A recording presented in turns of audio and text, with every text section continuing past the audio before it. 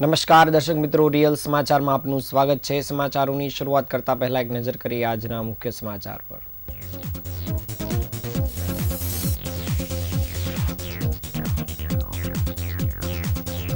બિનજરૂરી હોર્ન વગાડી અન્ય વાહન ચાલકો તથા રાહદારીઓને માનસિક ત્રાસ આપનાર લોકો સાવધાન રહે, પોલીસ કરશે કાર્યવાહી। કામરેજમાં ડીજીવીસીએલ ક્લાર્ક અને કોન્ટ્રાક્ટર 70,000 રૂપિયાની લાંચ લેતા ઝડપાયા। હીરા બજારમાં 21 વેપારીઓ પાસેથી નેચરલ હીરા ખરીદી 8 કરોડથી વધુની છેતરપિંડી કરનાર આખરે પકડાયો। સુરત જિલ્લાની 1500થી વધુ નવનિયુક્ત આંગણવાડી કાર્યકર તથા તેડાગર બહેનોને નિમણૂક પત્ર એનાયત કરાઈ। શહેરમાં ગરફોડ ચોરી આચરનાર હિરણસિંગા ગેંગના 5 સભ્યો ઝડપાયા।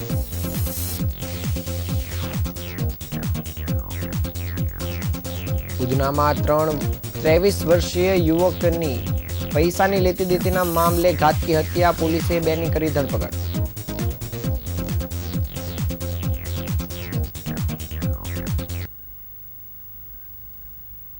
સમાચાર વિગતે જોઈએ। સુરત શહેરમાં ટ્રાફિક પોલીસ દ્વારા સ્પેશિયલ ડ્રાઈવનું અવારનવાર આયોજન કરવામાં આવે છે, ત્યારે આ વખતે પણ ફરી વખત ટ્રાફિક પોલીસ દ્વારા ખાસ ડ્રાઈવનું આયોજન કરવામાં આવ્યું છે, જેમાં લોકોને ટ્રાફિક સિગ્નલનું પાલન કરવા માટેની ફરજિયાતપણે અમલ કરાવાઈ રહ્યો છે, તેમજ લોકોને જાગૃત પણ કરવામાં આવી રહ્યા છે, જ્યારે બિનજરૂરી હોર્ન નહીં વગાડવા બાબત સહિતની જાગૃતિ લાવવા માટેના પ્રયાસો થઈ રહ્યા છે।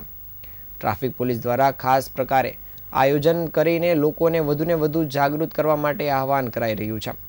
સુરત શહેરમાં ટ્રાફિક નિયમોનું પાલન કરવા માટે લોકોને પોલીસ દ્વારા સતત અપીલ કરવામાં આવે છે, ત્યારે આજરોજ જનજાગૃતિ માટે સુરત શહેરમાં ટ્રાફિક પોલીસ દ્વારા સ્પેશિયલ ડ્રાઈવ યોજવામાં આવી હતી।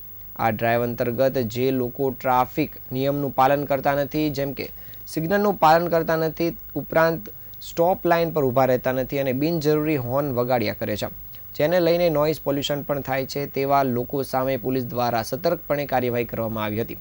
જ્યારે પોલીસ દ્વારા પબ્લિક એડ્રેસ સિસ્ટમ અને પ્લે કાર્ડ દ્વારા લોકોને જાગૃત કરવા માટેનો પણ પ્રયાસ કરાયો હતો અને પોલીસ દ્વારા લોકોને ટ્રાફિક નિયમોનું પાલન કરવા માટેની અપીલ પણ કરવામાં આવી હતી।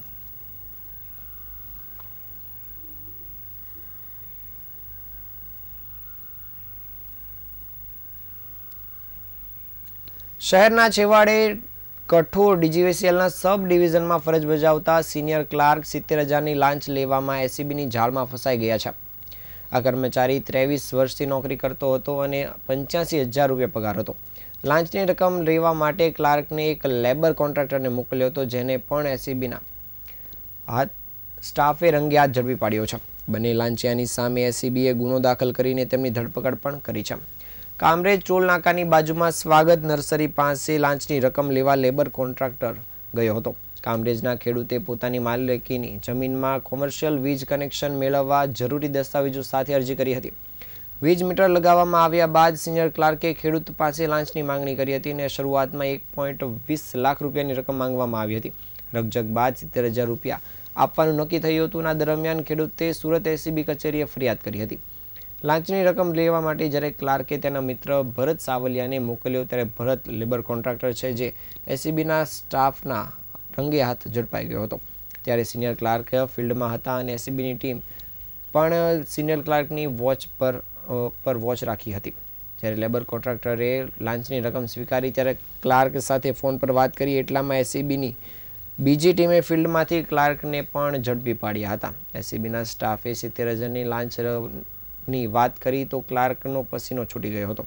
જ્યારે વર્ષ 2025માં લાંચિયા ક્લાર્ક મારફતે કેટલાક વીજ મીટર ઇસ્યુ કરવામાં આવ્યા હતા, જેની જો તપાસ એસીબી દ્વારા કઠોળ ડીજીવીસીએલના સબ ડિવિઝનમાં કરવામાં આવે તો ક્લાર્કના અન્ય ભોપાળાઓ પણ બહાર આવી શકે તેમ છે।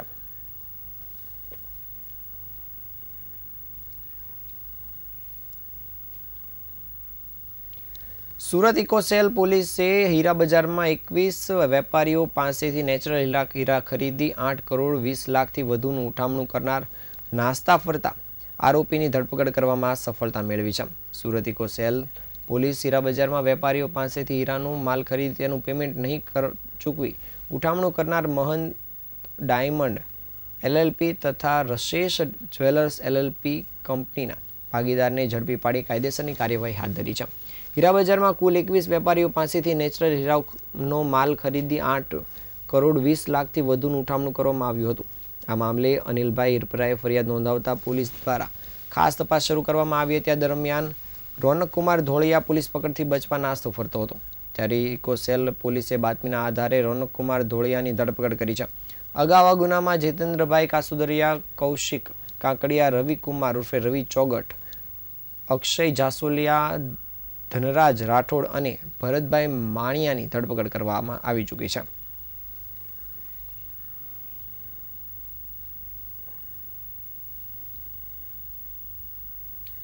શહેરી વિકાસ અને શહેરી ગૃહ નિર્માણ રાજ્યમંત્રી દર્શનાબેન વાઘેલાના વરદ હસ્તે વીર નર્મદ દક્ષિણ ગુજરાત યુનિવર્સિટીના કન્વેન્શન હોલમાં રાજ્યના મહિલા અને બાળ વિકાસ વિભાગના ઉપક્રમે સુરત જિલ્લાના 1500થી વધુ નવનિયુક્ત આંગણવાડી કાર્યકર અને તેડાગર બહેનોને નિમણૂક પત્ર અર્પણ કરાયા હતા. સાથે જ ગાંધીનગર ખાતે મુખ્યમંત્રીના અધ્યક્ષ સ્થાને યોજાયેલા રાજ્યકક્ષાના કાર્યક્રમનું જીવંત પ્રસારણ પણ નિહાળવામાં આવ્યું હતું.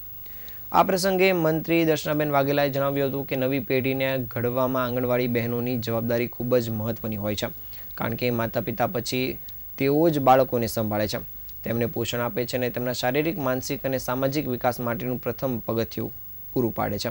નાના બાળકોની સંભાળ રાખવી અત્યંત જવાબદારીપૂર્ણ અને કઠિન કામગીરી છે, જે આંગણવાડી બહેનો દિન પ્રતિદિન નિભાવી રહી છે. બાળકોના પોષણની સાથે સાથ છેવાડાના વિસ્તાર સુધી આરોગ્ય ઝુંબેશ, રસીકરણ, શિક્ષણને પ્રોત્સાહન જેવા મહત્વના કાર્યો આ બહેનો દ્વારા થાય છે. પસંદગી પામેલી બહેનો ઉત્તમ કામગીરી કરશે તો રાજ્ય સરકાર દ્વારા આપવામાં આવતા યશોદા એવોર્ડ માટે પણ પાત્ર બનશે, તે માટે પણ પ્રોત્સાહિત કરવામાં આવ્યા હતા. આ પ્રસંગે ધારાસભ્ય મોહનભાઈ ઉપરાંત મેયર દક્ષિશભાઈ માવાણી, શાસક પક્ષના નેતા શશીબેન ત્રિપાઠી, જિલ્લા કલેક્ટર ડોક્ટર સૌરભ પારધી, જિલ્લા વિકાસ અધિકારી સહિતના મહાનુભાવો, કર્મચારીઓ, અધિકારીઓ અને પદાધિકારીઓ ઉપસ્થિત રહ્યા હતા.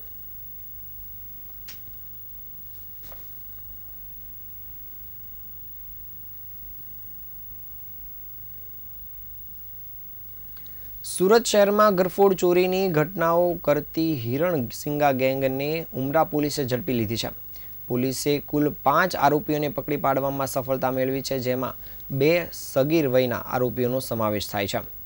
પોલીસ તપાસ દરમિયાન આરોપીઓ પાસેથી રોકડ રકમ, સિગરેટના બોક્સ અને પિત્તળના વાસણો સહિત કુલ ₹47,000થી વધુની મત્તા કબજે પણ કરવામાં આવી છે. ઝડપાયેલા આરોપીઓમાં શનિ સહાની, ટ્વિંકલ શર્મા, રામેશ્વર ધ્રુવે અને 2 સગીરોનો સમાવેશ થાય છે. શનિ સહાની અગાઉ પણ ઘરફોડ ચોરીના 4 જેટલા ગુનાઓમાં સંડોવાયેલો હોવાનું પણ સામે આવ્યું છે. આ ગેંગ પહેલા કરિયાણાની તેમજ ભંગારની દુકાનોની નિશાન બનાવી ચોરી કરતી હોવાનો ખુલાસો થયો છે.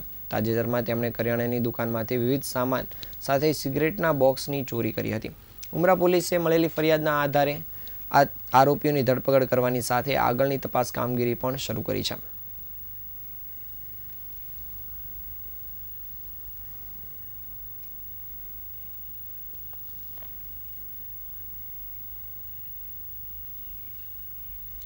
સુરતના ઉધના વિસ્તારના એક 23 વર્ષીય યુવકની પૈસાની લેતી દેતીના મામલે ઘાતકી હત્યા કરવામાં આવી છે. યુવકે ઘરથી ગુમ થયાના એક દિવસ બાદ ગોળાદરાના એક ખુલ્લા પ્લોટમાંથી તેની હત્યા કરાયેલો મૃતદેહ મળી આવ્યો હતો. પોલીસે હત્યાના ગુનામાં 2 આરોપીઓની ધરપકડ કરી છે અને લાપતા રહેલા મૃતકના મિત્રને પણ ઇજાગ્રસ્ત હાલતમાં શોધી કાઢ્યો છે. ગોળાદરા પોલીસના જણાવ્યા અનુસાર મહાકાળીનગર સોસાયટી ઉધનામાં રહેતા શોએબ શેખ તો મૃતદેહ રાજન્સ ફિબ્રેઝા માર્કેટની પાછળ જાડી ઝાંખરામાંથી મળી આવ્યો હતો. મૃતકના શરીર પર, ગળા તેમજ મોઢા ઉપરાંત અન્ય જગ્યાઓ પર બોથડ પદાર્થ વડે માર મારવામાં આવ્યો હોવાના ગંભીર નિશાન મળી આવ્યા હતા. આ અંગે જાણ થતાં જ શોએબની માતા શકીલા બાનુ શેખે બોલાવવામાં આવી હતી અને તેઓએ પુત્ર ગુમ થયાની ફરિયાદ લઈને પોલીસ સ્ટેશન પણ પહોંચ્યા હતા. માતાએ મૃતદેહની ઓળખ પોતાના પુત્ર તરીકે કરી હતી અને મૃતદેહને પોસ્ટમોર્ટમ માટે મોકલી આપવામાં આવ્યો હતો. માતા શકીલા બાનુની ફરિયાદ મુજબ શોએબની માતા જ્યારે નાઝીમ ઉર્ફે ભાંજાના ઘરે તપાસ કરવા પહોંચ્યા ત્યારે તે પણ ગુમ હતો અને લિંબાયત પોલીસ મથક ખાતે નાઝીમની બહેન પણ તેના ભાઈના ગુમ થવા અંગેની જાણકારી આપી હતી. શરૂઆતમાં શોએબની માના મોત બાદ નાઝીમ પણ ગુમ થયો હોવાને લઈને ડબલ મર્ડરની આશંકા સેવવામાં આવી હતી. જો કે ડીસીપી કાનન દેસાઈએ જણાવ્યું હતું કે આ કેસમાં 2 આરોપીની ધરપકડ કરવામાં આવી છે, જેમણે લાકડાના ફટકા વડે શોએબની હત્યા કરી હતી, જે પૈસાની લેતી દેતીના મામલે કરવામાં આવી હતી. જ્યારે વધુમાં જણાવાયું હતું કે જે મિત્ર નાઝીમ ઉર્ફે ભાંજા મિસિંગ હતો તે મળી આવ્યો છે, જેને પણ મારવામાં આવ્યો છે. હાલ પોલીસે ફરિયાદ દાખલના આધારે 2 આરોપીને ઝડપી પાડી આગળની કાયદેસરની કાર્યવાહી શરૂ કરી છે.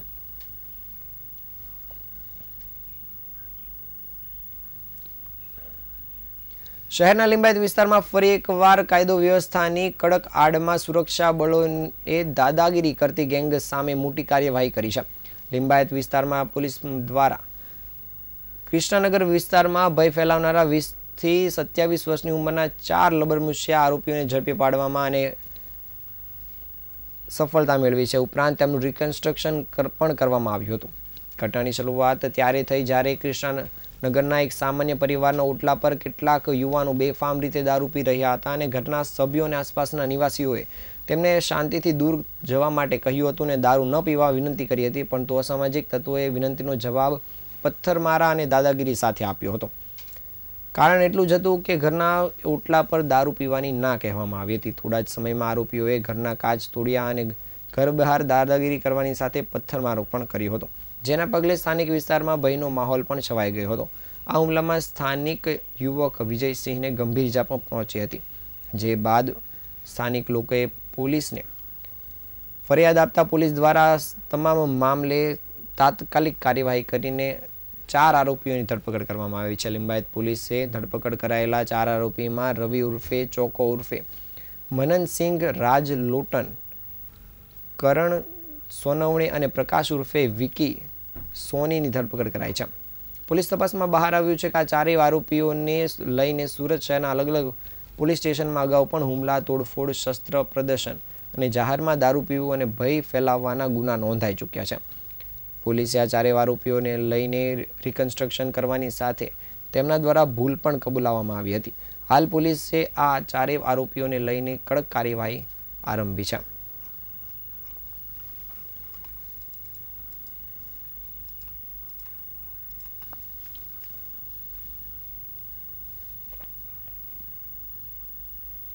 આ તાજના સમાચાર. નવા સમાચાર સાથે ફરી મળીશું. ત્યાં સુધી રજા આપશો. નમસ્કાર.